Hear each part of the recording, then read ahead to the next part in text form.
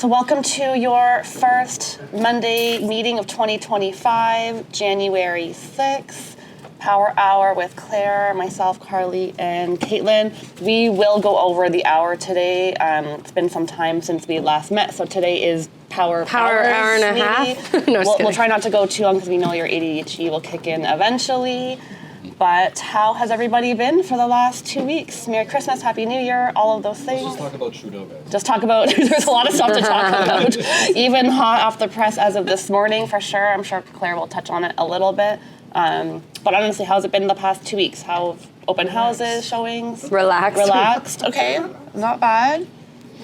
Hustling, so relaxed and hustling. So there's a little bit of both. Steve is nodding as well. Are you nodding to the hustle part or to the relaxed part? To both. Good. So are the kids back in school today too? Or? Yes. I think so. Yeah. Thank God. Second happiest day of the year. September is the first one. Yeah. That's right. No, that's good. Kids are back. Everybody's back. As Claire would say, do you want to say what your line is? What's that? Get back to work. Oh, get back to work. Yeah, that was last year. That was last year? Who's glad to see 2024 gone? Me. Done. Everybody, right? Why was it so hard? I don't know. I heard a lot of people had a hard It was a year. heavy year. Like, looking back, it didn't seem that bad in the big picture. Like, things were good, but it just felt heavy and hard. And just, I think we thought 2024 was going to be better coming off of 2023, and it just wasn't. Like, it just didn't have that, like, energy that we thought it would, I don't Even going to the conference this year, Yeah. it was down, but I think we were positive this year. Yes. So, yes, we're ready for 2024 to be done. I'm welcoming the new year for sure. Yep. So there's lots of new stuff, right? Does everybody remember what we did last year, last December? We'll just go over it again, anyways. But I'm asking agents, what do you think 2025 is going to be? What do you guys think? 2025 year is going to be. Everyone's too scared to make a prediction. 2025 going to be better, worse, same? I think it's the same. I think better. I think a little better. Okay, and some people say a little bit better, some people say the same. They got thumbs up back there. And my next question when I ask that question is why? Why do you think it's going to be better or the same? I think people are still struggling. People are still struggling? Okay, because I've talked to other people and they're saying they're busy. People are telling me they've got 3 and 4 or 5 buyers lined up ready to go pretty soon. They'll probably take that. No, I've got other people who are saying they've got 3 or 4 or 5 people talking about selling their properties pretty soon. Right? Are you starting to hear that too? Yeah. So, Or at least for spring. those are all positive things I see. So, Yeah. but anyway. So. If the tariff goes like Trump, that's gonna... So Okay, so let's talk. that's Okay, you the want to new talk thing. politics first? Okay, so Yeah. let's talk Trudeau first. So Trudeau's, if anybody missed the news this morning, 10:45, actually it was 11 o'clock, he made the announcement that he's going to not run for the leadership of the Liberals. He's going to prorogue the government till March, which means that the Conservatives can't do non-confidence votes until March, until the Liberals reevaluate who the new leader is going to be. Once they've done that, come March, they'll get a non-confidence vote, and then the new leader and this Poilievre guy, they'll fight out after that. And usually elections are anywhere between 60 days and 90 days, so expect an election probably April, May.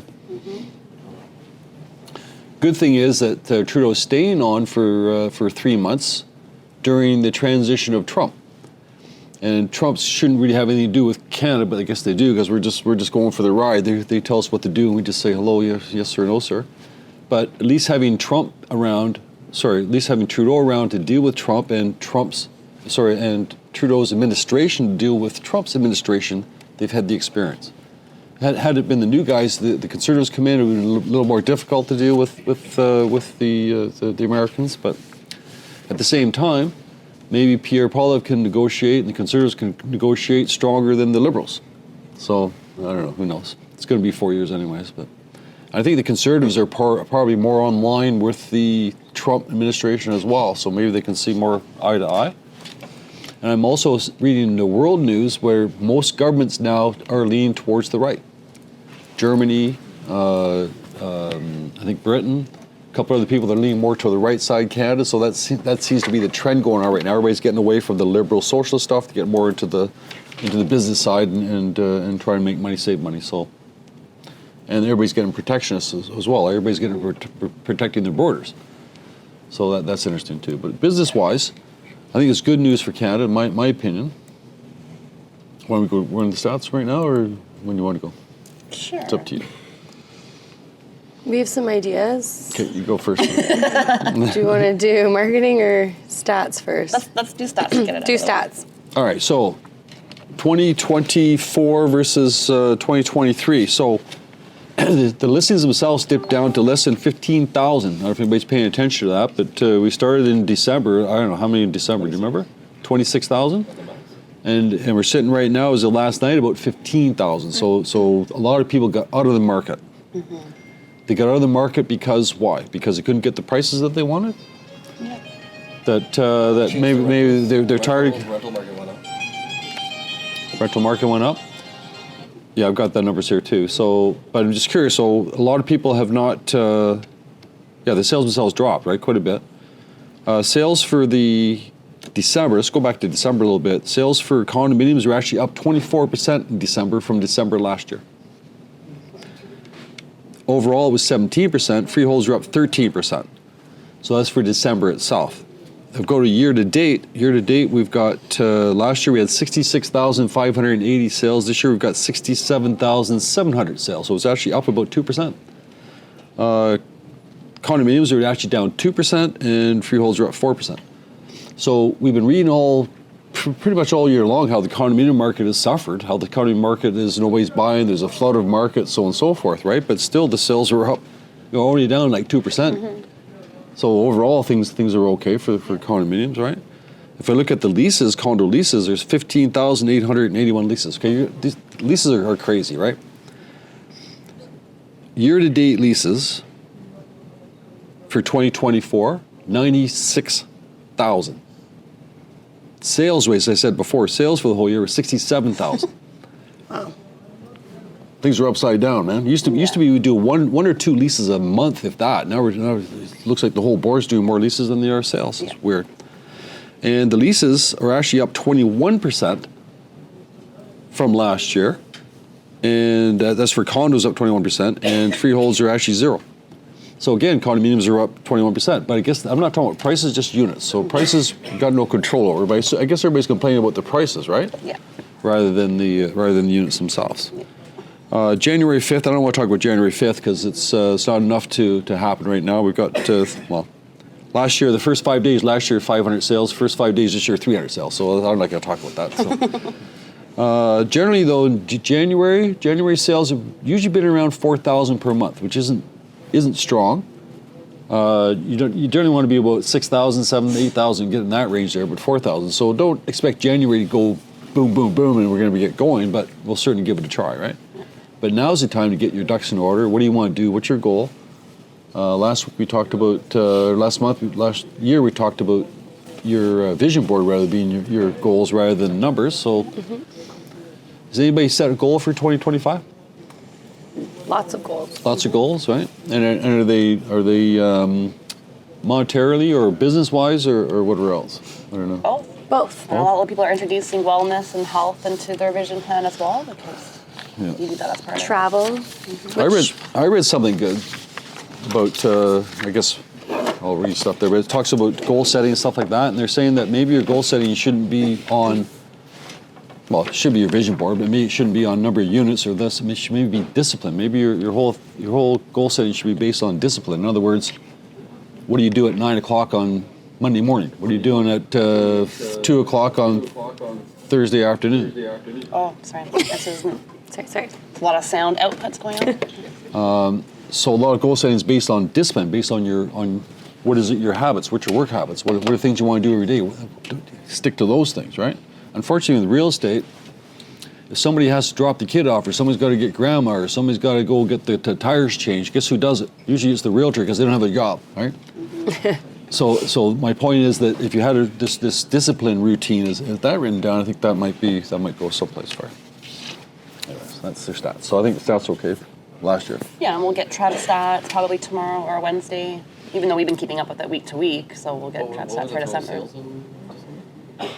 December's total sales for December were, and these are not official numbers because we have to get it from Market Watch, but 4,022. Sorry, for December? Yeah. 4,022. So around that 4,000 mark, which doesn't really, doesn't it's do a higher whole lot. than 2023 still. Yeah. Mm-hmm. Cool. Okay, we're going to start jumping back and forth. All right, we just kind of want to jump in just to, some of you guys have seen it, some of you haven't, but we just want to give you guys a little bit of an insight of what we've been working on for marketing. out in the neighborhood. Some of you guys have had the pleasure of seeing it all, but some of you have not. Oh, there's no sound. We need the sound. How do we get us off? Just don't talk. Oh, I thought that new movie is coming up.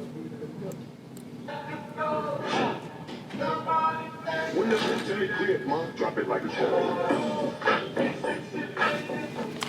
So we got some buses. Has anyone seen it yet in Durham? We've had a few. Is it the two soldier guys' house? Oh. The sisters? The Fulton sisters? So a lot of people are. Sorry, that's going to distract me. So a lot of people are sending us videos. We're getting lots, like even Paige's son saw the bus for the first time last week. People are sending us them, you guys, kids, and lots. So we're having a lot of fun with this bus.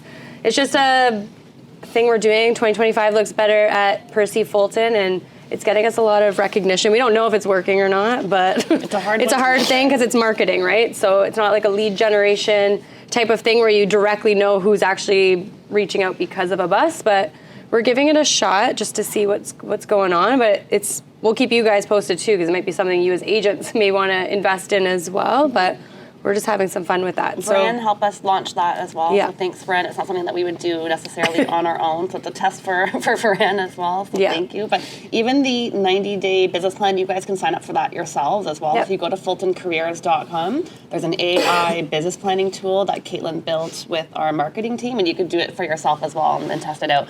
Basically, you'll answer a couple questions, and it'll spit out a whole business plan for you for the entire year based on the answers that you gave it. Yeah. So the address is, what's the address? FultonCareers.com.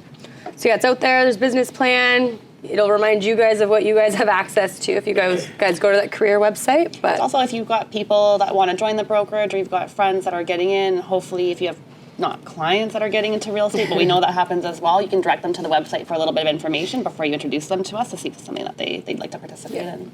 But I think 2025 is our year to get a little bit more bold with our marketing. We'll see if we continue to do buses, but we want to get out there more in the community for you guys too. It's good for name recognition for everybody. So It was a nice little exercise there. It's a nice little exercise. Ask you a bunch of questions, saying like how many deals you want to do, or what are you comfortable with? You're comfortable with advertising? on the business plan? Yeah, on the business Yeah. plan. You like working with buyers, working with the sellers. It's actually pretty cool. So you fill it all in there, and once you filled it all in, then it comes back to you and says, okay, based on what you've said, this is what we recommend your business day look like. Yeah, I think it says like what activities am I not going to do? So if you're not going to go cold calling or door knocking, you can say I'm not going to do those, but I will do videos on social media, or I'll do open houses. So it'll create a business plan for you, and it'll tell you what to do from like weeks 1 to 3, 4 to 6, 7 to 8, whatever it is. But for 90 days, it'll give you guys a plan to go by for this year. So I recommend doing it. We worked pretty hard on it. I'll get a notice if you guys signed up for it. But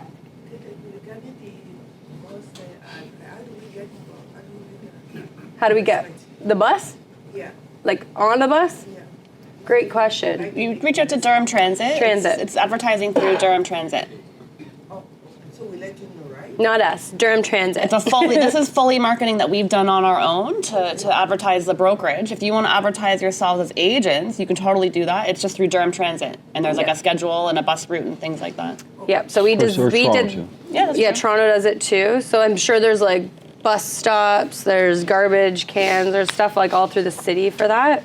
Ours was with Durham Transit, and then we hired a designer to help us with this. So we didn't create this advertisement ourselves. We sat down with a designer, told him our idea, and then of course we had the photos and all that stuff all ready to go. So, and then we hired a team for the website. So it is a big deal. So if you guys are going to be getting into bus ads, it's not just the bus ad, it's what website am I directing people to? How can they contact me? What stands out and all that. So there's a big process to it, but Tell them the price. We don't know the price. we don't know the price. So it was happily sponsored by Varan, which we will not ask him the price. we, Try to do the bench ad, right? I think yeah. Fair. Yeah. So when you do advertising, make sure that you're paying attention to what your lead magnet is. Like, don't just put an ad with your face on it saying I sell real estate. You've got to have a website or a caption or something to grab their attention. So talk to us before you do an ad like that, so we can help you, facilitate what that looks like. Because a graphic designer is just going to do exactly what you tell them to do, but you want to give it some meat, some purpose to it. So hopefully some of you guys went to my Systems for Success course in the fall, and this is exactly what I talked about, is figuring out where your audience is and then having a lead magnet. So our lead magnet is the 90-day business plan, right? So someone will go to our website, fill out the plan, and then in return, I'll get their contact information and then I can reach out to them. So you guys could do the same thing if you guys wanted to do home evaluations. Say, go to this link, get a home evaluation, they put their contact information in, and then you can know if your advertisements are working. Whether you're doing buses, postcards, social media, whatever type of advertisement, I hope all of you guys have some sort of lead magnet this year. Buyer's guide, seller's guide, something to collect contact information. Otherwise, you're just gonna say, call me, and no one's gonna call you, right? So that's marketing that we've got. So I think it's pretty bold this year, so we'll have some fun with it. Keep you guys posted on it. All right. You want to switch back and forth? Yep. Okay. Do you need to share a screen still? I do eventually, Turn it yeah. on. Cool. Claire, you and I can maybe bounce back and forth off this. We'll talk a little bit about 2025 predictions. I know we kind of touched on it a little bit, but I've got like 5 headlines of, predictions looking not so bad, 5 reasons why prices will go up, housing market poised for a 2025 comeback. So there's tons of positive, and then I have just as many that are also negative too. So it really just depends on what you're reading. But general feeling for 2025, I think we said it was going to be a little bit better, but marginally better. Is that the general sort of consensus? Maybe more sales. Just more sales, more balance, but it's not going to be like our COVID crazy times anymore, right? So many people also think that the predictions are not all bad. So it does seem that it's pretty neutral and balanced a little bit. Everyone was really excited for all of the new mortgage rules that we introduced. Do you remember what those were? They started December 15th. One of them was extending the amortization from 25 years to 30 years. For first-time buyers. For first-time home buyers. The other one was increasing the insured mortgage price to 1.5 versus $1 million. Fran, did you see a lift in applications? You did, as of the 15th? I haven't. From first-time home buyers, or? A lot of people are waiting on the fence, right? Okay. And that's what I'm reading as well. So people were excited about these changes, and then the Trump factor came in and kind of screwed it up a little bit. So people became a little bit less confident than they were previous to that. So what I'm reading now is people are waiting to hear of this. Are people potential really trade thinking about war. that? I feel like people these days make moves because they're having a baby, there's a death, there's things, I don't know. But you're on the sidelines waiting, so you don't have a life event. You're saving your money. If you don't have a life you're event. waiting. You're reading the news. It's okay, Trudeau. Then would you be scared? I think, yeah, like if I'm an investor or something, but I'm thinking like most clients are usually making a move for some sort of life decision, not so much because of a president. Yeah, I'm just reading it, and people are a little bit. Yeah. They're waiting for more drops. We know that there's going to be more announcements, Jan 29th, and more. So people are okay. Maybe there's one more lower. They want to get the lowest possible, right? Like they want to wait until they see it going up, and it's too late. Brand, when's the lowest coming? Probably when? End of this year. End of this year. End of this year. So what do we think is going to happen Jan 29th? You want to bet your nickel right now? 0.25%. Quarter. Percent? Okay. Still, eh? What do you think? Well, you still got the Trump factor, right? Trump So, factor, yeah. unemployment factor. Unemployment is still very high. Let me just touch on a couple of numbers here while we were there. So just so you know, we had the rates in, let's see, December last year. January last year, the overnight rate was 5%. And generally, you take that overnight rate 5%, usually add about, 2.9%, 2.7%, something like that to come up with the mortgage rates, whatever it is. But anyways, so we're almost 7% mortgages starting this time last year. Mm-hmm. Then we went 5%, another 5% in April, and in June it went to 4.75, in July it went 4.5, September 4.25, October 3.75, December 3.25. So it went from 5 to 3.25 in a year. So that's That's good. that's quite a bit, right? So, and percentage-wise, it's got to be, 60%, 40% drop anyway. So it'll be 40% drop in payments. Mm-hmm. So that's real positive news, It right? is really positive. Claire, it's not a 40% drop in the payments. In the payments, in the interest rates, all right. Interest rate, but not the payments. So it's about whatever that number is. It's still less than it was in January. We need another 2.25. We need another 2.25. Why? Because it was a 4% was increase from the beginning. So if we do that, what's the net consequence on the other side? The lowest rate was afterward that. That's okay, it's Crashed in 23. Yeah, no. And so we had an increase of 4%. Yeah, so if we do more decreases, what's the consequence on the other side? What's going to happen? The market is going to go back to where it was. More people will come and prices may go up. And does that help our market? No. So we don't want. So We want to keep the prices steady. Can we just, nice just and keep steady, things right? chill? Just like, let's just carry on. Some fun budget. momentum would be nice, but let's keep the prices chill. So and just go back to CPI, just to because the two connect, right? And if we go back to January again, January 24, it was 2.9, and today it's 1.9. So that's dropped quite a bit too, and the goal was to get it below 2. So that's good news too. So to answer the question, do we think that the rates are going to drop by a quarter point? I don't think they are. I don't know. I just have a feeling they're going to stay the same, I'd kind of like it to stay the same. right? Just like a little bit more energy. Just maybe. I think yeah. So I think yeah. Yeah. Even if they come down like a quarter point, maybe tops, and that's probably for the whole year. Maybe just to signal a little bit more consumer confidence right in the beginning of the year, but that'd be nice in January. But for the rest of the year, I'm not sure. Other good-ish news, 1.2 million fixed rate mortgage renewals are going to happen this year. Why is that good news? It means lenders are going to be more competitive with the rates that they're going to give. They're going to be competing for this business now. So that's a good thing, is that lenders will be competing now for this business. Other good news is that there may be a little less shocking of your mortgage renewal if you are renewing. So to your point about interest rates going down, it's going to be a little less shocking to those that have to renew this year that bought 5 years ago. So that's also positive news. It'll help the market a little bit. More home buying activity just overall. Claire has always said there's a belief that there's a lot of pent-up demand of people just hanging out waiting for the lowest of the low, and that might come to fruition now in 2025.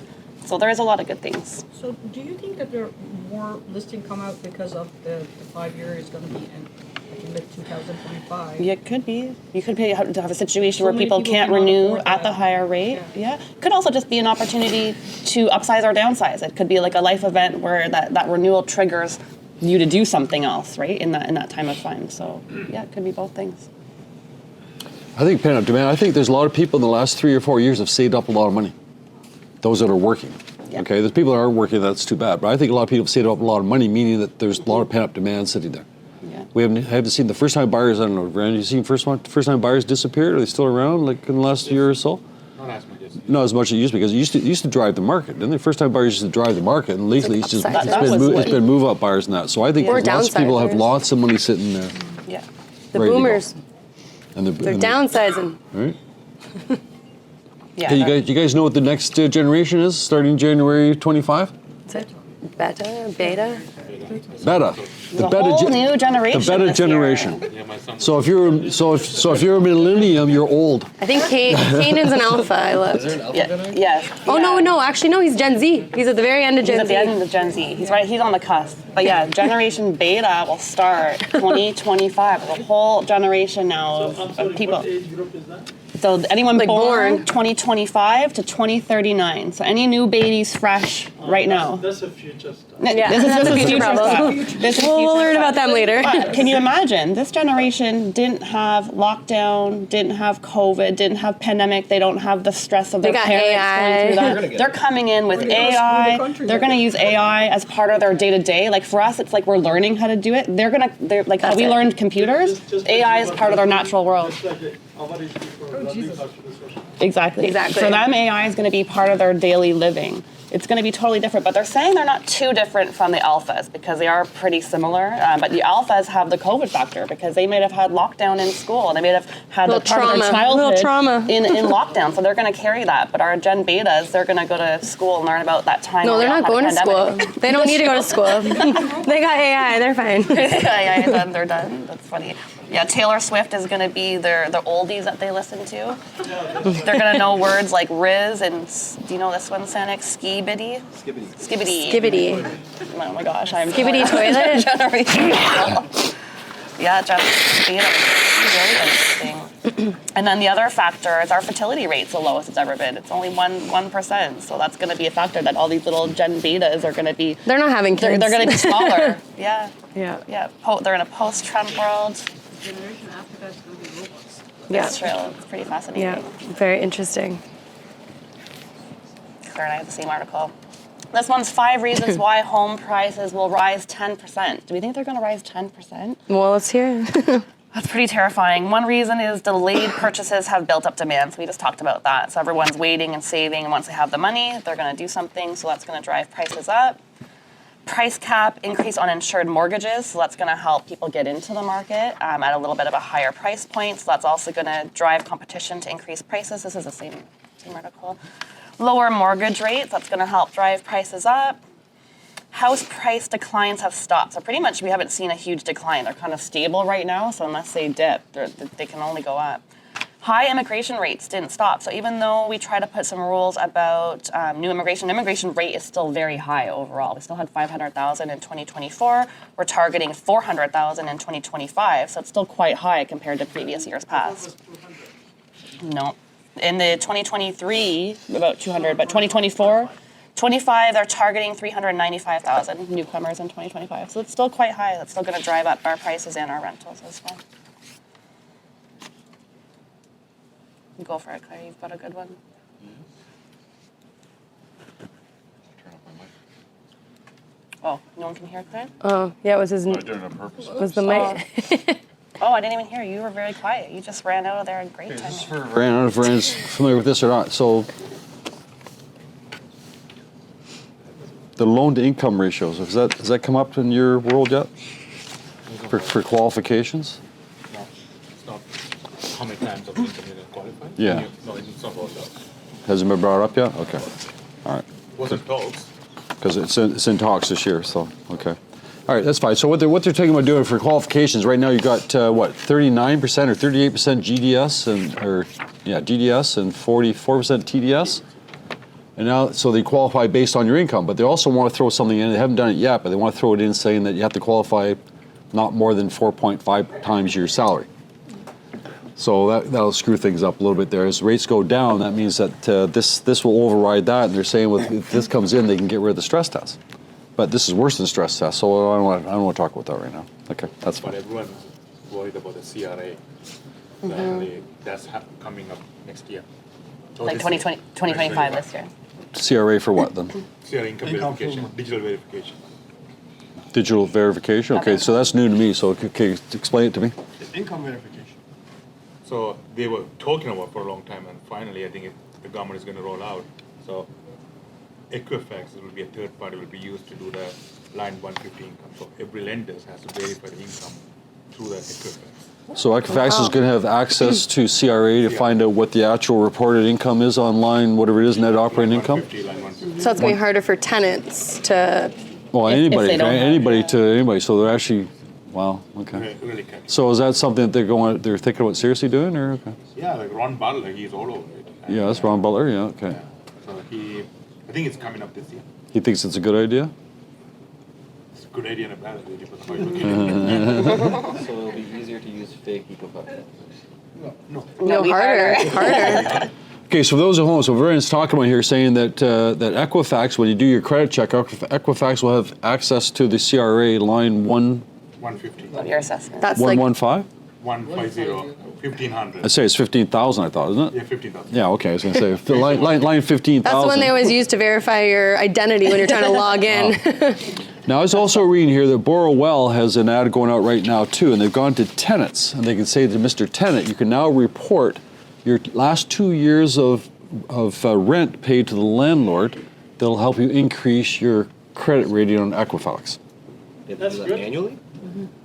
Right now, they're just saying for the past 2 years, you can go in there and you can report for the past 2 years what you've been paying for rent. That makes sense. And if you've been doing a good boy, and I assume that you just can't do it yourself. I assume they're going to do a cross-check with the landlord, make sure what you said is correct. Yeah. But in any case, Landlord hates you. but the good idea is good for tenants that qualify but don't quite qualify. Maybe their Beacon store isn't quite where it could be. You know, they're always there. So if they can now report their 2-3 years of rent that they paid on time, that might bump them over into a different Beacon score. It's similar to in the U.S. They do it a little bit in Canada, but not as much, where you can put rent on your credit card, so that can go towards your credit score Wow. as well. Okay. And you get credit card So points from all the rent. so that's all positive things. Yeah, we don't have ways to check if the tenant has been paying to the previous landlord. Unless the landlord reported them on one of those third-party websites, and there's like a report of that person, but no, there's no like organized way. No, Yeah. there's a private company out there that does have a web page that people can actually report Yeah. what's going on in that, but it is a private thing. This is done through Equifax, what I'm talking about, which is pretty Also, good. they have transfer, e-transfer. They have the receipt that they have transferred the money for the rent every month, so they could prove that. Yeah, to Equifax, yeah. Does it say if the landlord has to initiate that, or? No, the tenant initiates it, but I'm thinking that the landlord has to verify it. Yeah, because if they're not a good Landlord- tenant, what like if he's your saying, landlord that hates even though you've been paying rent, doesn't mean you're a good tenant. Yeah, who It knows? seems like a broken system. Well, it's just, I'm sure they have all the answers. So. So annoying. So 2025, lots of new roles. We've talked about all the mortgage roles. Claire can piggyback on this one as well. Other people that are changing fees. So we've noticed last year a lot of fees increased, our minimum wage increased, TMI and your rent might have increased. So in 2025, these are some of the big changes. We talked about it just before, but your 407 fees are about to increase.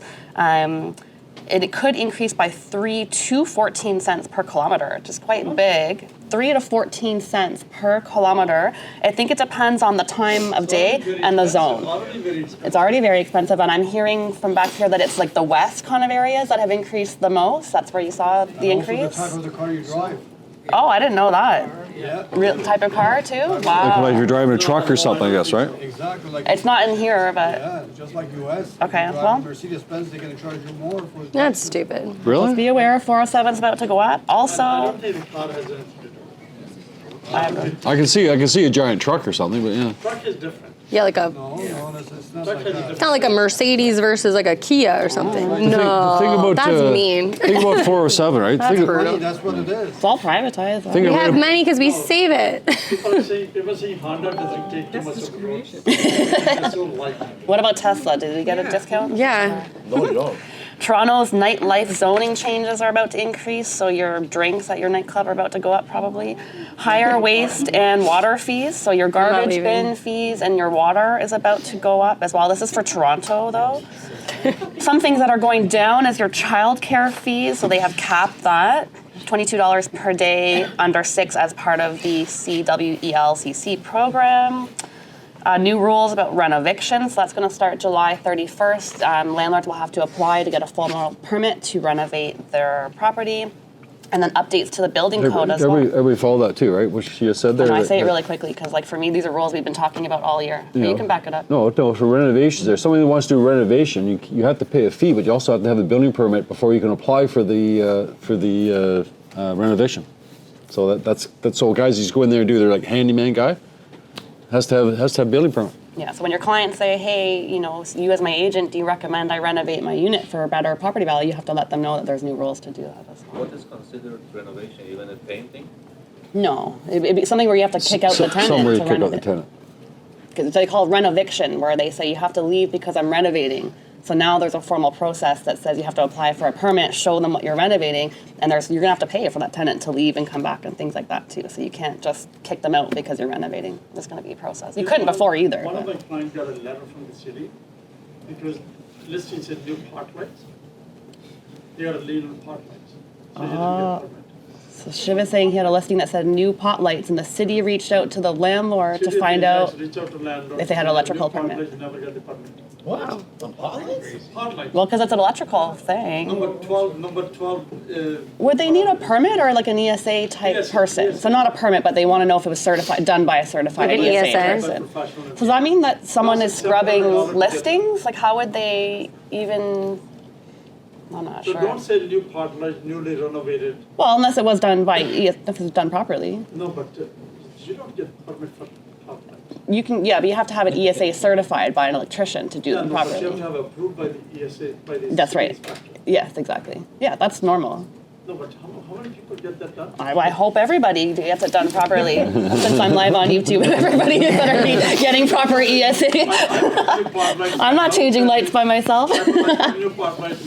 Well, you don't. I'm gonna have to pause this part of the recording at 1:22.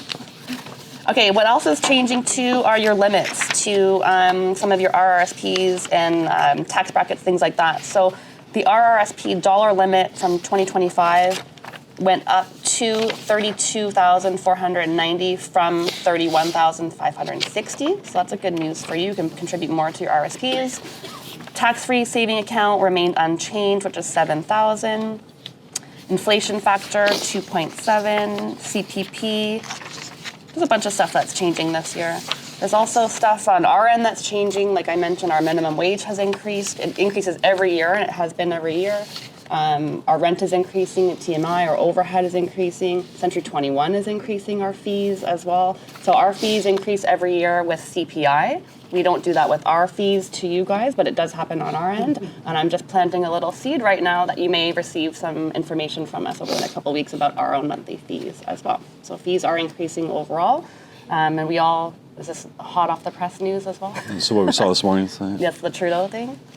Yes, bring that Yeah. All right, did you guys see, we saw this in our WhatsApp group, that new technology coming?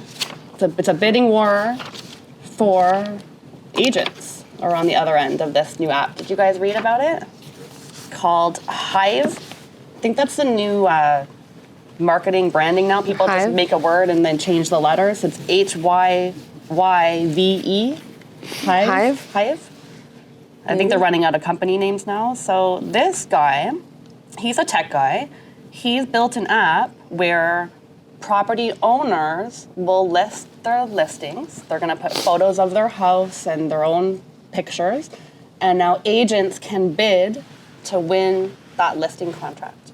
So you as an agent will bid. You'll actually bid money. You'll actually buy this listing.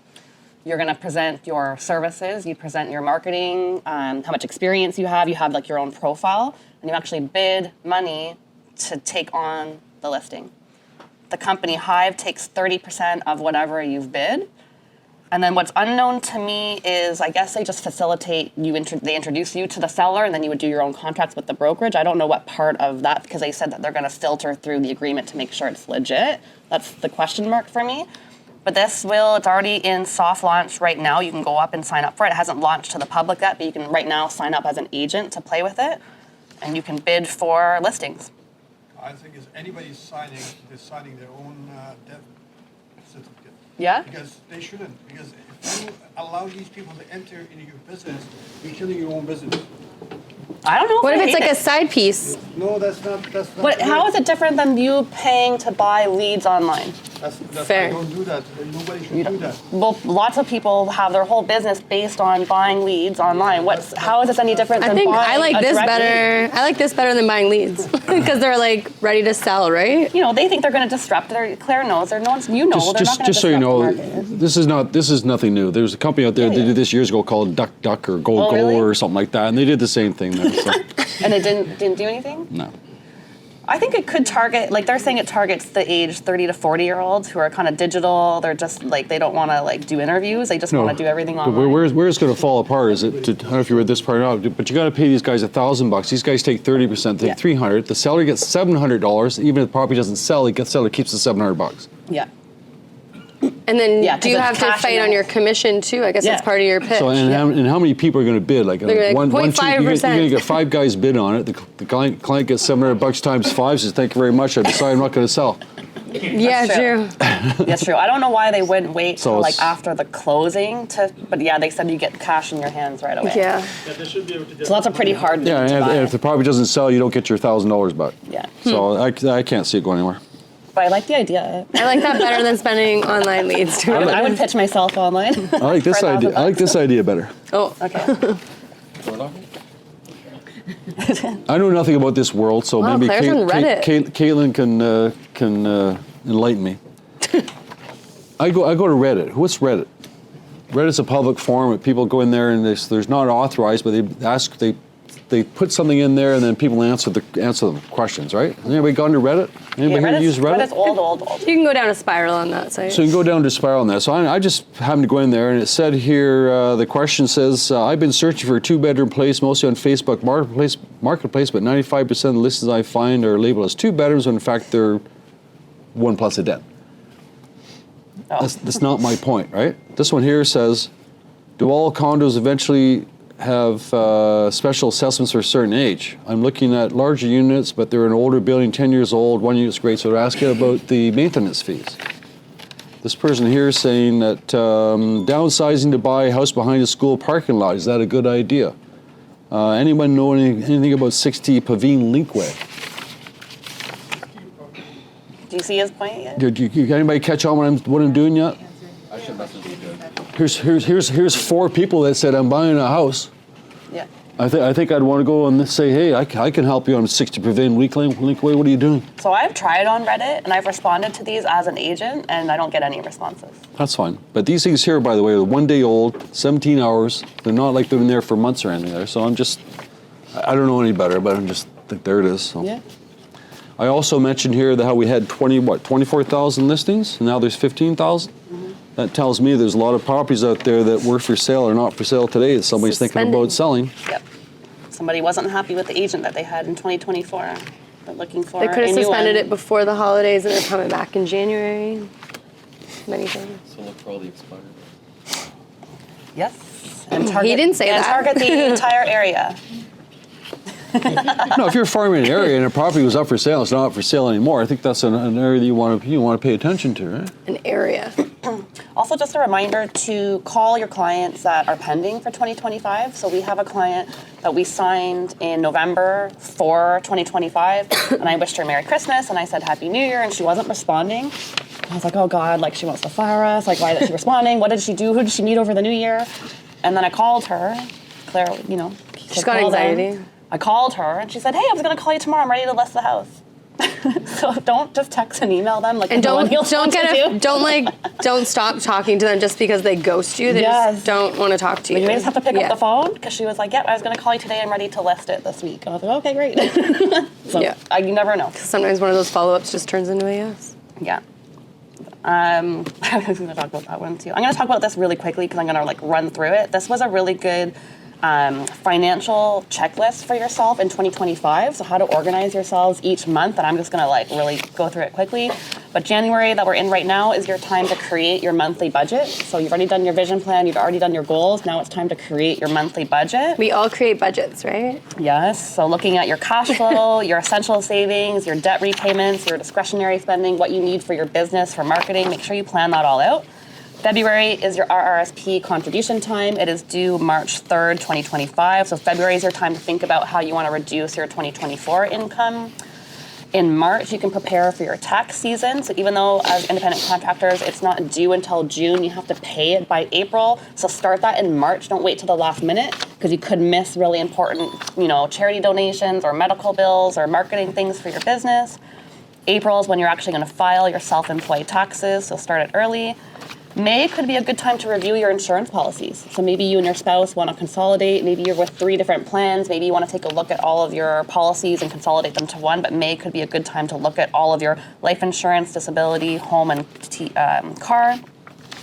June, you want to plan for the summertime. So if you're a parent, you're going to need to plan for your daycare, your childcare, your camps, and that kind of thing. It's almost like a Christmas kind of spending time. You've got to plan out for your summer.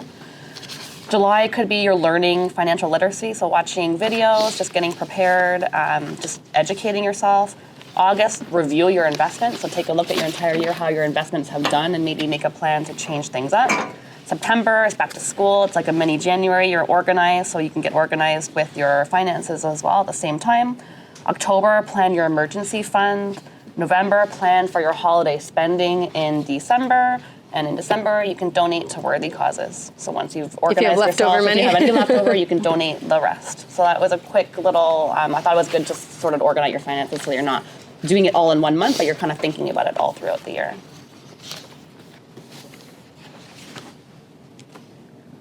You go. Mine are all. And that's, we'll be ready for Katelyn soon. Katelyn's got lots as well. Okay, so just a couple of things here. Just you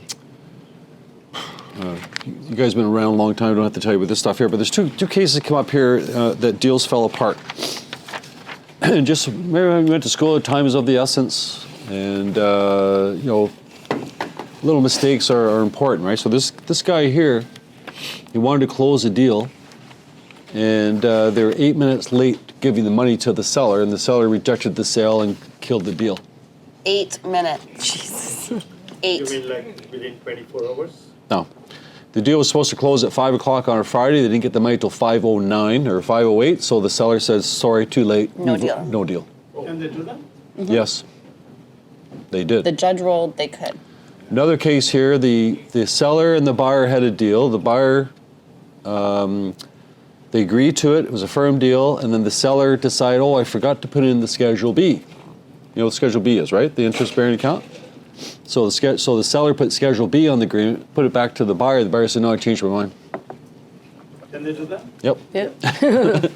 So Schedule B has to be signed with the offer. Well, Because on your page 1 of your APS, at the bottom it says Schedules A, and you probably what he put did, B. what the seller It's did, not he there. put B with no initial. Therefore, there wasn't meeting of the minds. So it sounds like a goofy little thing, but they taught you that in phase 1. What if they sign Schedule B next day? No. But Because in your agreement it says Schedules A and B and all the timelines. As long as it's within the irrevocable time. If there are two agreeable parties too, but no, they agree at that time, but can they change their mind months later? In an amendment, I guess. They can't just on their own change their mind. Yeah. No, I'm saying let's say we sign the Schedule B 2 days later, and everybody's okay. About a month later. did you just do that recently? Yeah. As long as you got a willing seller, willing buyer, see if you can do anything. Yeah. As long as there's not, they'll find any sort of gray area loophole. To get out of the deal. Yeah. Sorry. Usually, This one, the seller was obviously looking to get out. Yeah, the seller wasn't happy with the price. Something went wrong, didn't like the buyer, said, forget it, I'm not going to sell to this guy. But in that first case, nowadays banks are very, very tight for funding. So sometimes it is very hard to close in time at 5 it's true. o'clock. Yeah, 5, 6 o'clock is No, tough. no fault of buyer or no one. It's no fault of the seller. Actually, the banks are asking for Schedule B if it's not part of the offer. I have had a call from the bank, is asking for Schedule B. Yeah, and there it's should be. missing. Yeah, because the Schedule B it talks about the deposit and what happens to the Yeah. deposit. And by the way, when you see your Schedule Bs out in the world that are also full of like other stuff like buyer warrants this or does a real measurement, none of that stuff really should be on us. Schedule B truly is for the deposit. But I know there's a lot of messy Schedule Bs out there. But they don't know is what is it. Yeah. A lot of people forget what the purpose of the Schedule B is. Yeah. The purpose is to disclose how you're holding the trust money. Are you going to explain the situation in? Oh no, the other one though. The We just this one. used that article in a dad meeting on Friday, to be honest. What, the 9-minute late? No, I used yours. Yeah, you kind of glossed over the 9-minute late, like. Well, okay. Well, the deal wanna- was supposed to close. Supposed to close on one day. They couldn't close. They asked for an extension. They gave them an extension. Then they couldn't close the second time. So then finally they showed up 9 minutes late with the money, and the seller said, "I'm done. I already gave you an extension. Actually, I'm not going to do it again." No, the seller said no problem. We'll give you an extension, but we're going to charge you an extra $115,000. Oh, this was a different one. Okay, sorry. Yeah. And the buyer had no choice. They paid the extra $115,000 to close, and then they went to court to try to get it back. And the judge said, "No, you were 9 minutes late. The seller had every right to upcharge you what they wanted to, and they also could not show that they didn't have the means to do it, meaning they had money." And the judge ruled in favor of the seller, so they paid an extra $100,000 just to close it. 9 minutes late cost them $115,000. Seller was really bad. Seller was a builder. Yeah. And the builder said it was the properties were $600,000 more than what they paid for it. So the builder was glad to get rid of it. But an agreement was an agreement. Writing is writing, and so yeah. If it's a null and void, Time is of the essence, and your contract is the The contract. buyer can change their mind. No, they can go after further deposits and the cost of the This contract. is late 9 minutes to close the deal. Sure, yeah. so in this case, Builder couldn't be late though because they're not waiting for the funds, deal right? is not closed, so will the buyer Deal get did the close, money yeah. back? Deal You did do close. close. Deal Just did- $100,000. They had to pay $100,000 more. So I tried to make it simple, but now we're making it complicated. Yeah. Okay, so the builder said to them, "Look, you're 9 minutes late, but give me another $115,000 and I'll close the deal." So they did 135, whatever they it was. could. And they did, and then the buyer went after the fact, after it closed, and then they sued the builder saying, "No, it's not fair," blah blah blah blah blah. And the judge said, "I'm sorry, man, you're 9 minutes late. Too bad." But my point is to you guys is that time is of the essence. Time is of the essence. The whole point is like That's a brand new building, let's say the builders. Yeah, it doesn't matter. Could resale, it doesn't matter. Resale doesn't. Contract's a contract, The whole point is be very particular with the dates and the times and your vocals. If you go to court, So if I then did not agree to pay extra money. They no, paid the they money. paid it. They paid and They closed. did not pay. They Then would. they wouldn't have closed, Lose and the money and everything. yeah, they would have lost. They didn't have closed. They would have breached the contract We would have been in bigger So that's trouble. why they were so desperate to close it. because it's worth $600,000 more than they paid for it. So no, Back in 22. Today, not so much. This one here, I mentioned this guy here. Yeah, he's still being reported on. So it's funny how this fellow here, he's been trying to sell this property here on, I think it's Charlotte Street or something, downtown condo, for like, it's got to be 8 months now. He keeps on going to the Toronto Star. Toronto Star keeps on touching base with the guy, how you making out, how you making out. They're still not sold. He dropped the price $135,000, still not sold. Guy, I think he moved out or else, still not sold. And he's saying, I don't know what's wrong. And even as he writing this article last week, it's still not sold. yep. He signed on with the Mirror Posting. So again, if you're looking for business, you think, well, what's going on? There's lots of guys listed Mirror Posting sitting there doing nothing. This guy needs He's help. he needs to come to Jesus meeting. Although we had to use that meeting with, we had a meeting with some clients last week because their condo has also been on the market since June, not sold, and we had to pull that up just to be like, listen, you're not the only one. So like that's just the So as reality. I've of always it. said, like Canadians, they will not sell that property. They'll hang on to that property forever. They don't want to lose money, huh? So They'll go on full news articles before they hire a real estate agent Do you think it's to coming in sell that it. building? it's a boutique building. So That should be good. It's a good number.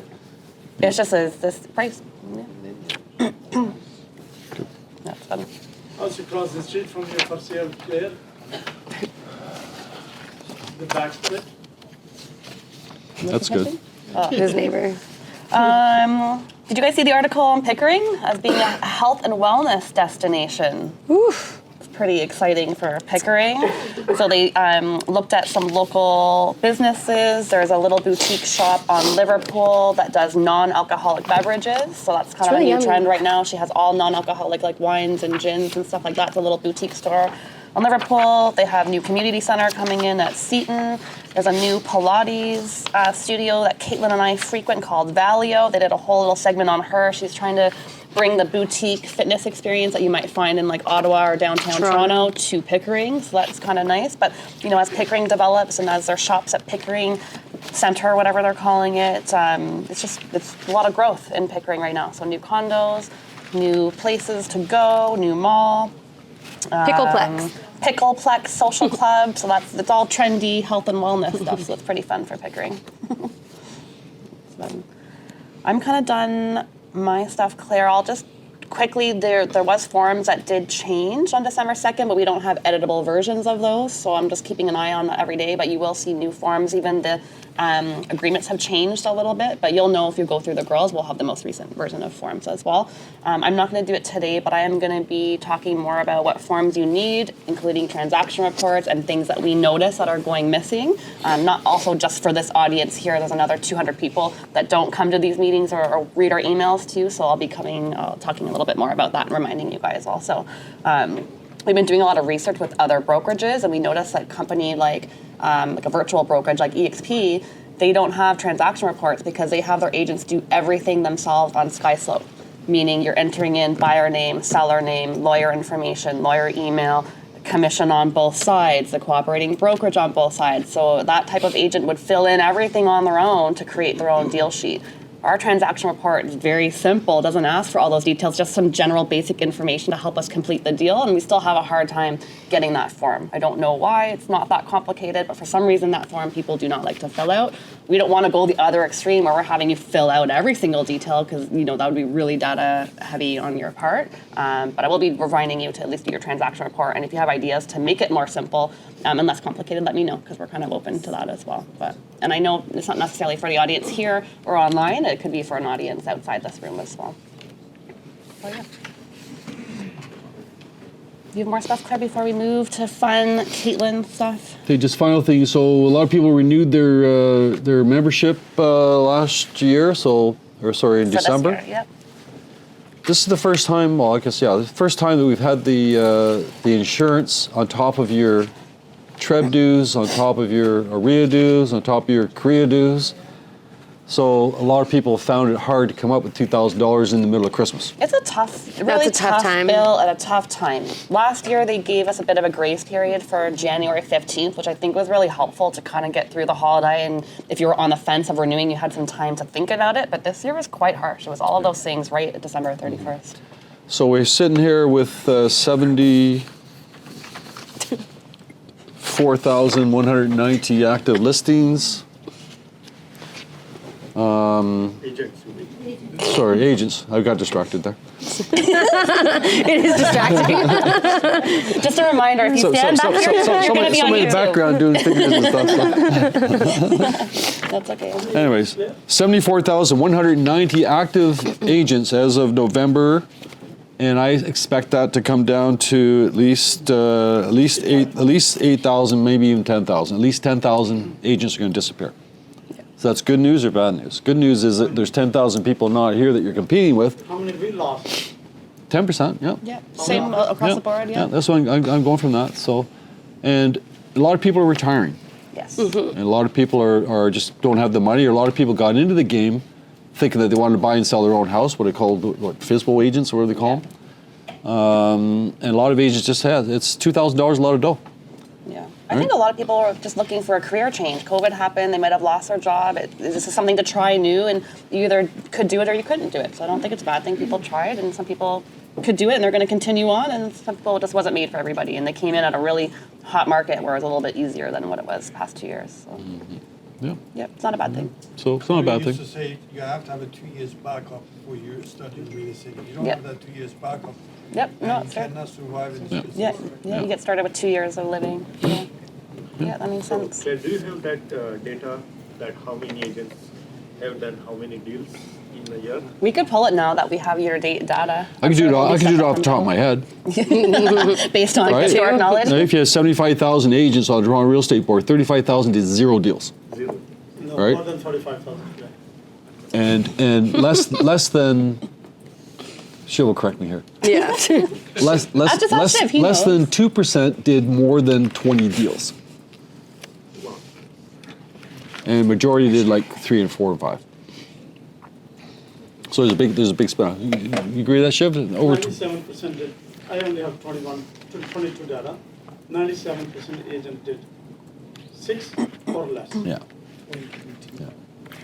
So that sounds pretty bad, eh? That sounds pretty bad, eh? Sounds pretty bad. But if you did 6 transactions, you know how much money you made $120,000. Yeah. No, that's not. It's $20,000. $20,000. 20 average commission, $20,000. They did 6 deals, 120 grand. But that's including lease, though, no? I don't care what it is. It doesn't matter. So 20 deals. No, we're not counting leases. No. No, we don't count leases. That's it gross. Yeah, it's gross. Yeah. But it's interesting, eh? So it's okay. So if you're doing 6 or 4 transactions, that's That's good. it's a living. Yeah. Good. So there'll be less competition out there. So don't be cutting your commission. You don't have to. So if the agents are not doing more than 5 deals, their license should be revoked. So that we can have the less competition. Because anyway, they are just spoiling the market. They are not working. Yeah. Well, we've been doing this for 40 years, so I mean it's the same argument I've heard 40 years ago. So Yeah, nothing's changed. there was a time that the Toronto Real Estate Board had a rule that you cannot have a part-time job. They do that in the Western You provinces. have to have a full-time job. Remember the full-time job? Yeah. And then the question then was, what's a full-time job? Because a firefighter made $100,000 as an agent made $20,000. So which one's full-time? Which one's part-time? Right? Fair. True. All right, Katelyn, what's happening in marketing and training? And So I'll just go into a bit of training, coaching type of stuff. Who was doing social media this year? Last year? Only 1? 2? It's not true. We hit the ADHD Come mark. We hit the hour. Who's planning on doing social media this year? Anyone? I assume a lot of us have some goals. So I just did some research on some things that was going on in the social media world. So before I jump into 2025, just want to kind of recap what happened in 2024. So a lot of us were using collab reels. Does anyone remember like collaboration? If you guys were posting reels, they added in like that feature where you could actually post a video and you can posted across multiple platforms. So like if I was to post, I could add Carly's pages, the brokerages. I could add like 5 or 6 accounts to one video. So that was a big thing that came, and that's how a lot of people were growing their audiences, and that's something you guys can still think about to this day if you guys are thinking about growing your audience, is collaboration reels. Some of this may sound foreign to some people, I realize that. So but you can even collaborate, like if you're putting a post on your own Instagram, you want to collaborate with say Fulton or Fulton Sisters, it'll double your views because it goes posts on both channels, and you get the followers that we had on your channel. So if you've got a listing, you can collaborate with your own clients, get it on their platforms, all that stuff. Or if you did like a co-op deal with somebody and the two of you are on Instagram, go for it. Yep. Anything you want. Yeah. Same thing as like tagging the people. No. It's a so little tagging's different. If you collaborate, it shows up on their profile as well. If you tag, it doesn't show up on their main feed. So if you check our Instagram, Pramesh, check the Fulton Sisters, and you'll see collaborated with Carly.Fulton and Katelyn's personal. It's an actual like full collaboration of the post itself, not just a tag. Yeah. So when you collaborate, it still shows who's the original person. Yep. It'll show the original. So if you guys have listings and all that, you want to collaborate, go for it. AI tools, we all know ChatGPT came out. It was a really big help for a lot of people in their content creation. So if you guys were ever struggling with content ideas, hopefully you tapped into ChatGPT.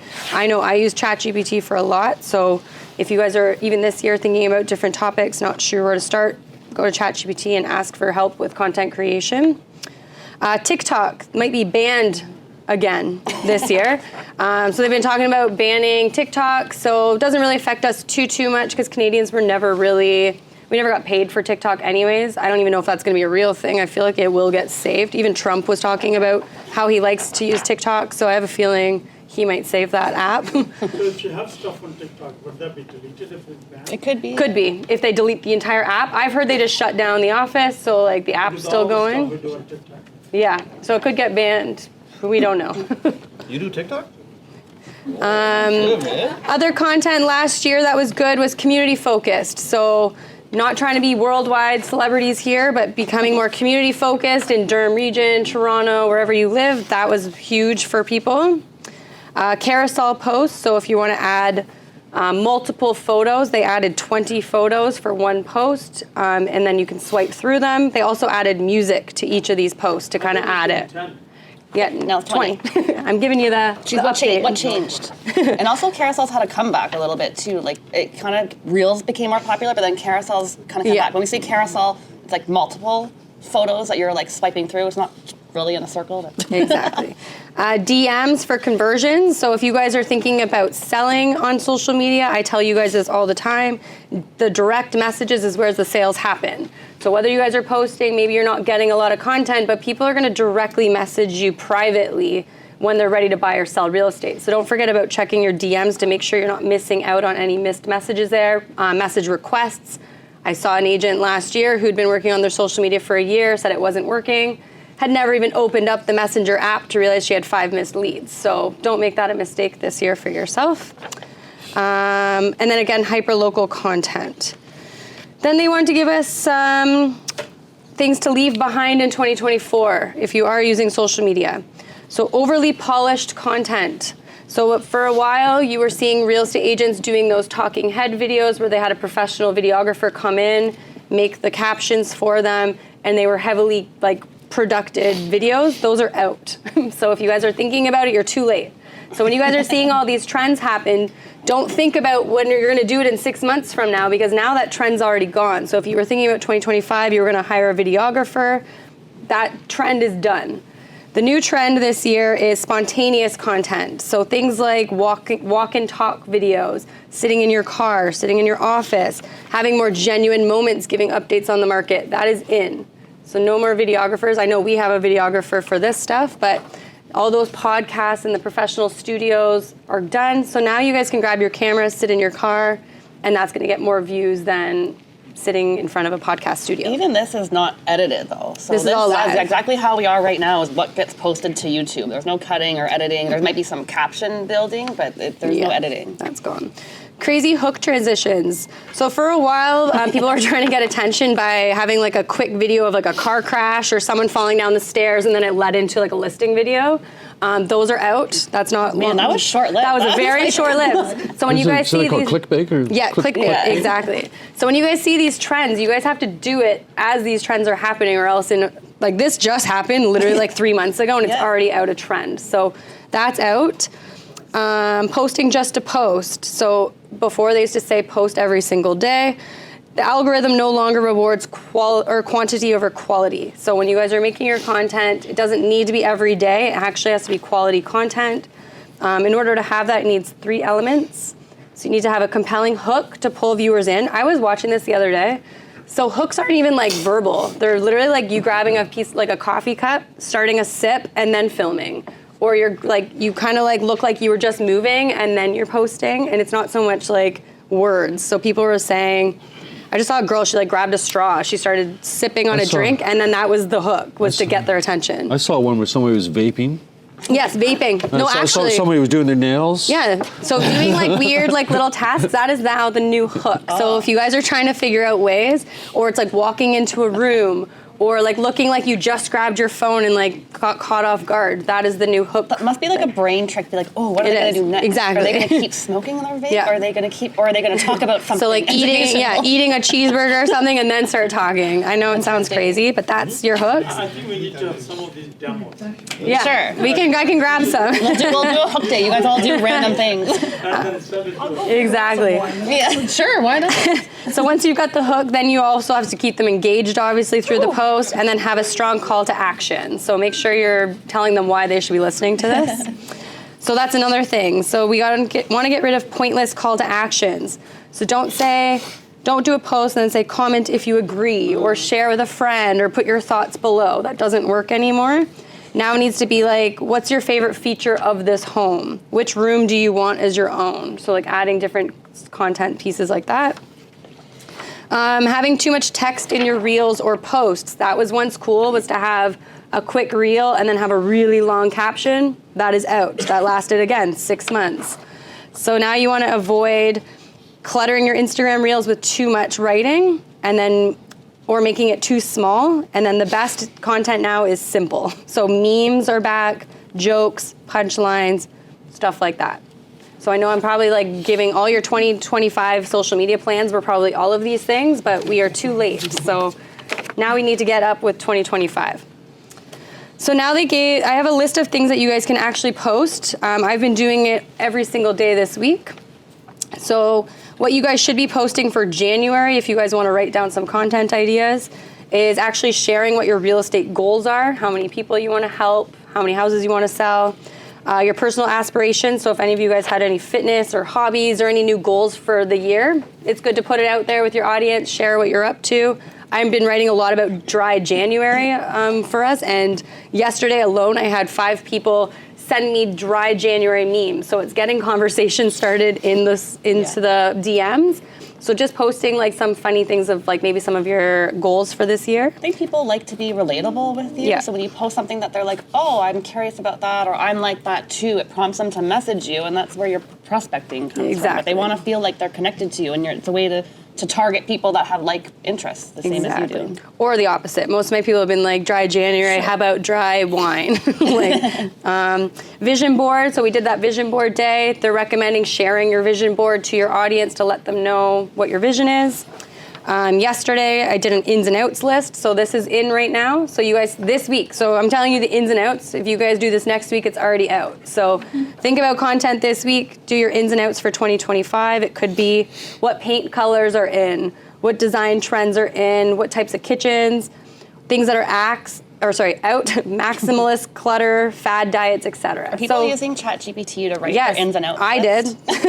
So I did an ins and outs I screenshotted in my notes app. I went to ChatGPT, said make me an ins and outs list for sellers, for buyers, for realtors. Picked 5 of each, put it on my app, posted it. So grab ChatGPT to help you guys out with this stuff. Storytelling is also in. So when you guys are doing your sold stories, I've got multiple ideas. When you guys are doing your sold stories, make sure tell a good story from 2024. what was a really good sales story you had when you guys sold a house. Don't just say just sold. Talk about the story. Like, did you guys go into bidding wars? Did they fail the bidding wars? Did you try to sell their home and it didn't sell? What was the strategy to go to plan B? So talk about how you guys got those homes sold.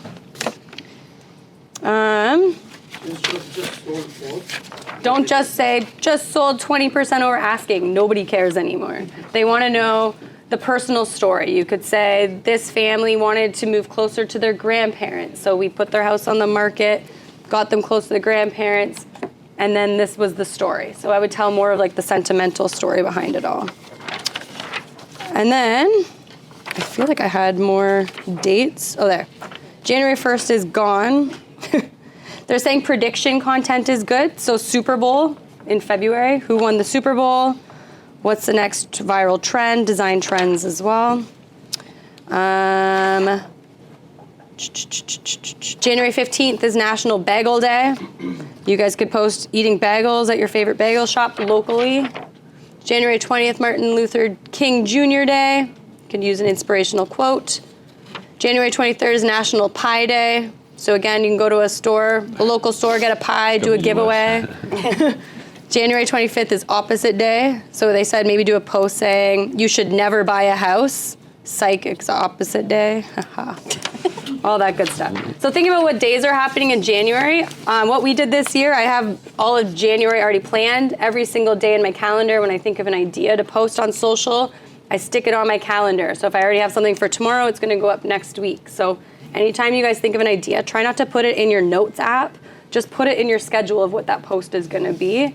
And try to stay on top of those trends. Don't wait 6 months before you guys decide to use that viral music and all that. Do it while it's currently hot. That's what I got for that. Okay, we're going in hot. Next exciting, oh wait, I don't think I clicked that properly. Share sound. Next exciting thing, we are going to be starting next week on Monday at 12 o'clock with our new coaching program. So for the last year, we were doing Chris Leader every Monday at 12. It was really exciting for a bit, and then I think we got a little bored because not as many people were showing up every Monday before the meeting. So now we're gonna start with a new coach, which is Ryan Serhant. So I'll play a little video.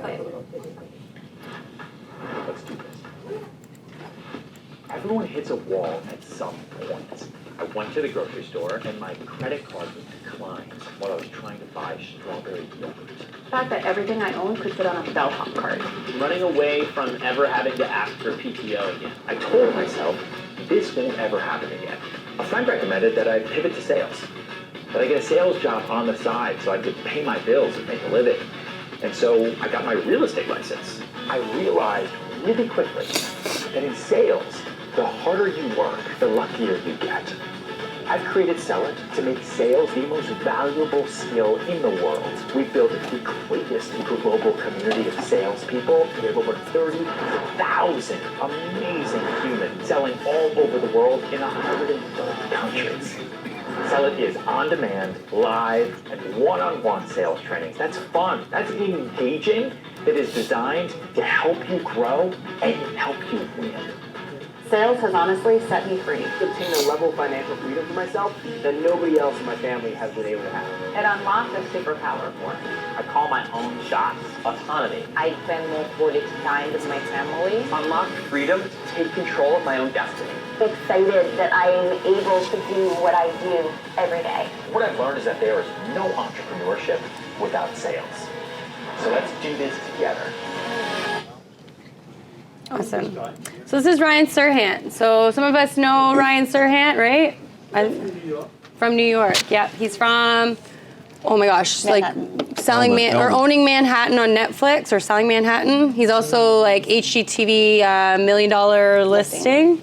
So he's a celebrity, but he sells real estate. He started a coaching program, and I like his energy a lot. So every Monday at 12 o'clock, we're going to be playing one of his training videos. He's going to do sales skills, marketing, all that type of stuff. So hopefully you guys will attend. It's only in person because we're going to purchase the coaching program.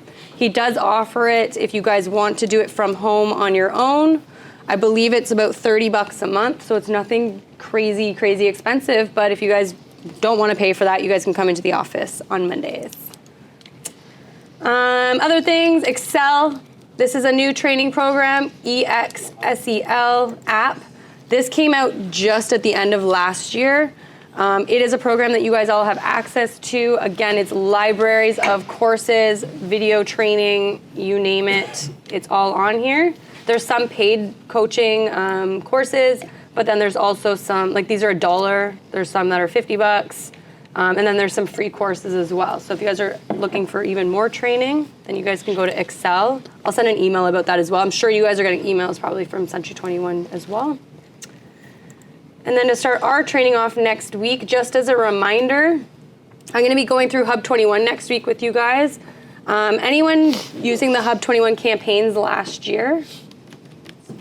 That's really unfortunate. Honestly, that is really unfortunate because if you guys aren't doing email marketing, then your audience is literally not hearing from you at all, I assume, right? My audience is hearing from me at least once a month just from a drip campaign. And you guys all have access to it on Hub 21. It's free. They have all these... What's that? No, once a month is not enough, but at least they should be hearing from us once a month automated. They should hear from us 33 to 36 times a year, whether not directly. Email, at least once a month. Every week would be ideal. But if I can barely get everyone to do once a month. They might. Depends on your content. So what we realized actually when we did an assessment, our most unsubscribed email was holidays. So we stopped doing holiday emails. But if you're sending them content like, click this link, figure out what my house is worth, you're sending them the home maintenance one actually, this was our best one for some reason, the best open rate. It's a very simple one that goes out once a quarter. So if you guys are too scared to do once a month, this one goes out once a quarter. All you have to do is add their email addresses and then they're automatically put on this campaign. There's also Life at Home. I think this would be an unsubscribe, to be honest, where it's just talking about giving your china cabinet a new life. I wouldn't sign up for that one. But at minimum, at least sign up for that. Exactly. We don't have china cabinets anymore. But I would at least do a seasonal maintenance, which is once a quarter. And then what we do is I create our own personalized email, and I set it up at the very beginning of the year, and they get seasonal maintenance. They either get tips for sellers and buyers 1 month, or they get a link to find out what their house is worth once a quarter. Yeah. So we've got 12 emails that are automated. And then throughout the year, whenever there's like an interest rate change, anything that's changing to the industry, you should automatically be sending an email out to your database. When the content is custom, like when it's like a, hey, Lucy, you got a reminder to do your Toronto vacant home, like when it looks like it's written by you to them, they like that. But when it looks like a Life at Home newsletter that like thousands of people, like it's not your personality, it's not even like anything like china cabinets, it's obvious. They see right through it, they'll unsubscribe, and that unsubscribes you to everything. So it's such a shame that they don't get your custom. So make it custom, make it you, make it personal, and then like Katelyn said, have a strategy of exactly what you're gonna do every month. You know, you can, whoever your client's name is, it's gonna say hi, first name. Yeah, like here's an example, I'll show you the Fulton sisters. So the beginning of this year, January 20th, they're set up to receive an instant home evaluation that we created for them. Then they will get, the next month, they're gonna get a frequently asked questions about sellers. So these are just very, like, I customized it. You guys can customize yours as well. So Katelyn's used the Hub 21 standard schedule, but she's gone in and customized it, which is work. It's not easy to do this. Like, we can show you how, but you gotta be ready to do some technical work. But she's utilized the Hub 21 template and schedule and then customize it. So. And then we got call to actions in them. Like, they can download our seller's guide. They can go to our website and get home evaluations. So there's always something going out to the audience. And we have about, I think we have a really good open rate.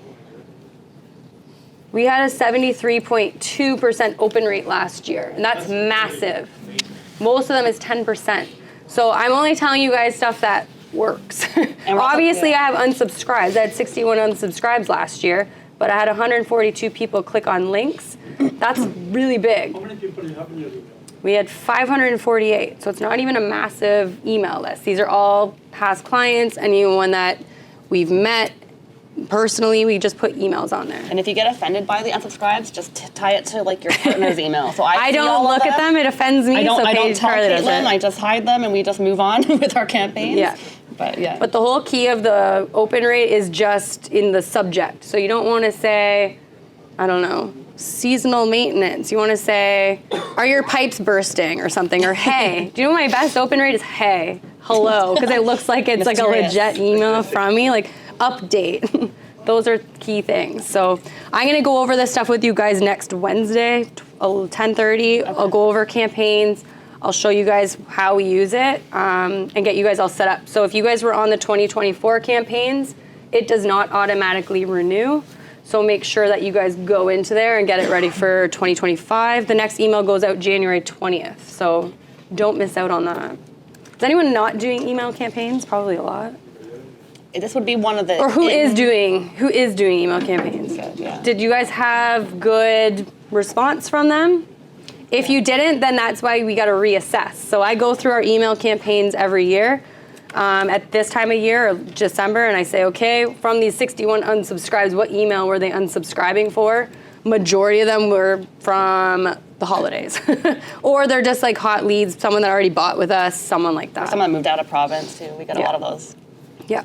But don't be scared of email marketing if you guys are trying to add something to your plate. So if you're not doing social media, if you're not doing postcards, if you're not doing buses, if you're not doing open houses, what are we doing? So on your in and out list, it would be in email marketing, I think is going to be the biggest. Happy New Year. Yes. Don't do holidays. No, I think email marketing is going to be the biggest marketing for 2025. If I can give a prediction, every real estate conference I went to last year, all the US guys all talked about, they call it copywriting in the US. That means email. That just means writing up stuff. And then you guys can take your emails and put those on your social media content as well. So you guys can cross-promote it. Wednesday, 10:30. Hub 21. Or follow a boss, whatever email marketing. And online, not in person? Or both? I think it'll be in both. Okay. I'll do both. Next Wednesday. What's the date next week? So we have nothing? 15th. We have nothing this week. Okay. I do have lots of stuff set up for training this year already. Let's see if I can get you guys. So I'll do tech next week. We also have tax talk coming up, landlord and tenants coming up, content marketing, staging, and referrals. And Buffini. When's that one again? I don't know. I think we're going to sign up for Buffini as well.